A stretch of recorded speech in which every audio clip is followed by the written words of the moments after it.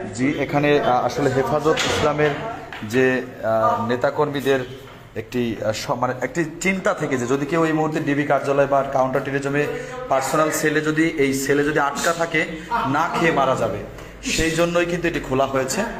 না খেয়ে যাতে কেউ না মারা যায় এই মুহূর্তে দেখতেই পাচ্ছেন যে আসলে কি একটি পরিস্থিতি, যে যদি সপ্তম তলায়, যদিও আমি কখনোই কিন্তু আশা হয়নি, তুমি নাও ছবি নাও, সরকার না এভাবে নাও, আসলে কখনোই কিন্তু আমার আশা হয়নি। এবং আমার মনে হয় যে সকল সেনাবাহিনীর সদস্যরা এসেছে তারাও এমন কোনো কিছু এখানে একটু চেক করেন তো।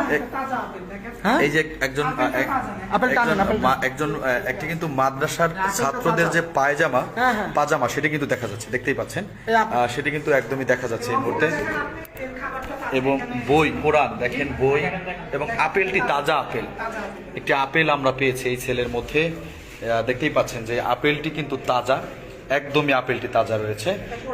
একটি এবং কোরআন এবং হাদিসের বই, কোরআন এবং হাদিসের বই রয়েছে। আসলে যে যে সেল, আসলে এই সেল সম্পর্কে যদি আপনারা না দেখতেন এতদিনে, একটি বোঝার কোনো উপায় নেই। এখানে যদি কোনো মানুষকে এনে রাখা হয়, যদি কাউকে এনে রাখা হয় কোনোভাবেই, আসলে কেউ আছে ব্যবহার করা জিনিসপত্রগুলো আছে।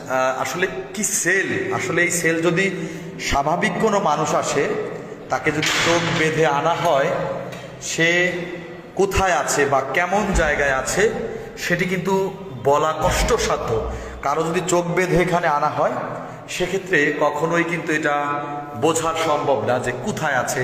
আপনাদেরকে দেখানোর চেষ্টা করছে যে সেলগুলা, কাউন্টার টেরিজমের যে সেলগুলা আপনারা দেখতেই পাচ্ছেন যে আসলে যদিও সেনাবাহিনী লেফটেন্যান্ট কর্নেল রেজাওয়ানের নেতৃত্বেই কিন্তু এখানে আসলে আসা হয়েছে, তবে এই সেলের মধ্যে কাউকে রাখা হয়েছিল কিনা সেটি কিন্তু সম্ভব, মানে আমাদের যারা হেফাজত ইসলামের নেতাকর্মী রয়েছেন তাদের চিন্তা ছিল যদি কেউ এটার মধ্যে থেকে যায় না খেয়ে মারা যাবে, সেই চিন্তা থেকে কিন্তু আসলে কি জিনিস